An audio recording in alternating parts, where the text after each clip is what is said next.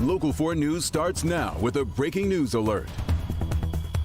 An Amber Alert still in effect tonight. Police agencies across the state urgently searching for a missing toddler from Lansing. It's a story we've been following all day on air and online. Winter Smith was last seen in Lansing around 11:30 Sunday night. Now, she was believed to be with 26-year-old Rashad Trice.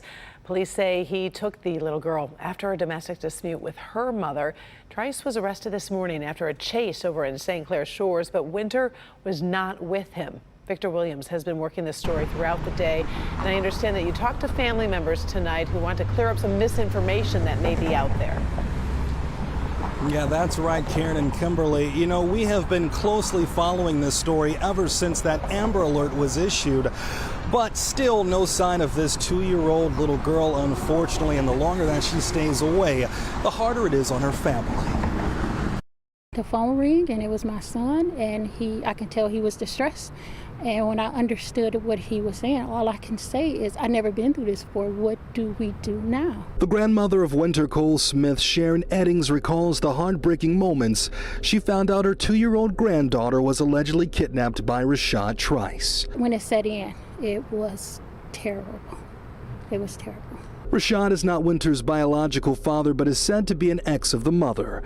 It's alleged that he also stabbed the 22-year-old woman before taking Winter along with her Chevy Impala. When he stabbed her, from what I understand from her sister, she was able to stab him back, right, wound him back, and that's when he grabbed Winter and threatened to harm her, and that's when he left. Sharon says Trice also had another biological son at home during the stabbing, but left him and took Winter instead. He was later taken into custody after crashing in St. Clair Shores following a short police chase. But Sharon says there's a lot of misinformation out there because of a miscommunication. Her grandfather posted saying that she's gone, but what he meant was she's missing, and people took that as though she's deceased, and that started to spread, and so we need to spread the message that she's not found, she's not deceased. While she's waiting for the best outcome possible, she's also hoping that those who are along Trice's route can help make that a reality. We know he came through Southfield, we know he ended up in Hamtramck and then St. Clair Shores. So if you live along the service drive, please check your ring cameras in Hamtramck. Somebody coming off the freeway, check your cameras. And from what we understand, Trice is not cooperating with police by not telling them where exactly Winter is. But we know from the hours of about 1 a.m. to 5 a.m. he was seen driving all throughout Detroit. So if you guys may have seen that Chevy Impala just for one moment, the color is white, by the way, police, they want to hear from you. You can also call Crime Stoppers at 1-800-SPEAK-UP. Victor Williams, Local 4.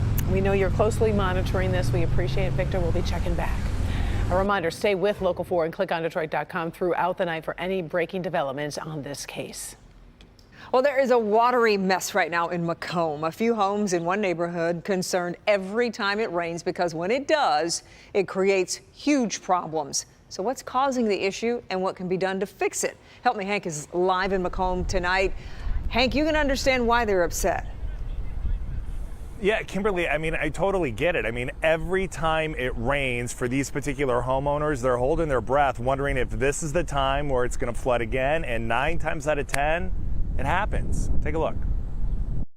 So the water at some points has come up all the way up to here. Nick Cavallero has had enough of this. Take a look at the photos. Water everywhere. Last night, not a one-time event. This happens over and over, going all the way back to 2014. Every time there's a big rain, I'm stressed that either I'm going to have structural damage to the house, basement's going to flood, or I'm going to have some kind of car damage, or what's going to happen to my lawn and trees and all that. Last year, Nick's wife's vehicle, a victim of the flooding in the street. My wife's car was parked in the front of the house, and it flooded, rose up enough to total the car. The issue, they believe, the nearby retention pond. When it's full, the water makes its way here to the lowest part of this subdivision.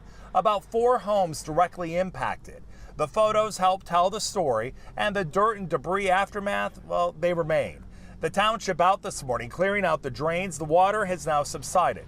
But clearly, this is a big problem. The city, the county, the people who own, there's people that actually own the different drains. It's just kind of a big mix-up, and they just keep telling us that it's the pond, the river fills up, then the pond fills up. I think they're just hamstrung. They need some help. We put calls out, and we're told an investigation is now underway.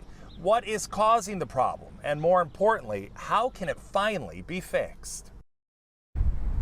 Little challenging to get clear answers right before the holiday, as many are off, but we do know that the township and the county, they've been really receptive to getting out there, fixing the problem, clearing those drains once there is a rain event. The issue, though, is that these people don't want to have to go through this every time it rains. Could you imagine holding your breath, wondering what the damage is? We hope to have more information, more clarification about what the next steps are later this week. We're live here in Macomb Township. Hank Winchester, help me, Hank. Local 4. Hope so. Just absolutely frustrating. Okay, Hank, we appreciate it. Well, the man accused of kidnapping and killing his girlfriend, who was a nurse at Detroit Receiving Hospital, was back in court today. A judge ordered Jameer Miller to stand trial in an unrelated drug case downriver. The 14 charges include possession of weapons and ammunition by a felon, as well as multiple drug and firearm charges. He's currently held under $1 million bond. Miller is also facing a murder charge in the death of his former girlfriend, Patrice Wilson.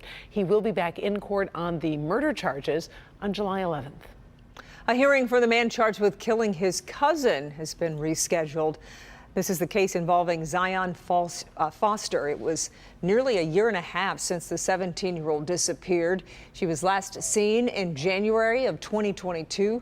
Jalen Brazier, Foster's cousin, was previously charged with lying to police. He said he put Zion's body in a dumpster. Her remains have never been found. He's now being charged with first-degree murder in her case. He's expected back in court later this month. The Supreme Court ended a blockbuster term with several dramatic decisions that are likely to reverberate through much of the country, especially in higher education. From affirmative action to student debt relief, the new rulings are all raising questions tonight about the real-world implications. Mike Valero explains what these critical decisions could mean for you. As the proverbial dust settles around the United States Supreme Court following a contentious term, the immediate consequences for everyday Americans are becoming more clear. The Roberts Court these days is more eager to overturn older precedents than any court we've had at least probably in the last century. In striking down affirmative action programs at Harvard and the University of North Carolina, the court effectively determined colleges and universities can no longer expressly consider race in the admissions process. It prevents our higher education institutions from using a tool that helps promote diversity on campus. And while the court suggests the impact of an applicant's race in their life can still be taken into consideration, and proponents of ending affirmative action say it makes the process more fair, many fear diversity in higher education will suffer in the long term. I'm very concerned about the morale that is going to have on our minority youth. For those who are already in or have gone to college, the court also struck down President Biden's student loan debt cancellation program, a win for Republican-led states and conservatives who claimed it was illegal. We're talking about 40 million Americans that are going to be crushed by debt in just a few months. As the administration works to find a new approach to debt relief, the 3-year pause on loan repayment started during the pandemic is soon expiring. Borrowers will have to resume paying their federal student loans in October, with interest set to begin accumulating again in September. The White House says, however, it will offer a 12-month on-ramp period for borrowers who are re-entering payment. I'm Mike Valerio reporting. A Michigan man is arrested in Florida for his role in the January 6th attack at the Capitol. Prosecutors say surveillance video shows 28-year-old Jeremy Rogers hit a police officer with a flagpole 3 times on the helmet. He then swung that flagpole twice more in the direction of other officers. Rogers was arrested Friday in Orlando. He faces several charges, including assault. Okay, so let's get a check of your weather as we head into the 4th of July. Brian Sherman in for Kim Adams tonight with a look at the all-important forecast. Hi, Brian. Hey there, Kimberly and Karen. Good Monday evening, everyone. So far, so good for most of us. If you're going to be heading outside this evening, Exact Track 4D radar has just a few showers, one right off the coast, just to the south of Grosse Ile, working into Monroe County, and then a few showers up toward Flint. Outside of that, everyone else is dry, and we'll hold on to an isolated shower or two for the next 2 or 3 hours. As we head into the 4th of July tomorrow, we bring back 3 words we talked about for the most of last week. Air quality alert has been reissued from the Michigan Department of Environment for most of southeastern Michigan. The difference between tomorrow and last week, this is for ozone particulates, just because it's going to be hot and humid as we head into our Tuesday. So for tonight, we'll hold on to that isolated thunder shower for the next few hours. Otherwise, mainly clear skies. Upper 70s by 8 o'clock this evening, dropping into the upper 60s as we head toward the overnight hours tonight into early tomorrow morning. And while air quality is a concern tomorrow, it's going to be hot and humid for the next few days before thunderstorms return to the forecast by Thursday.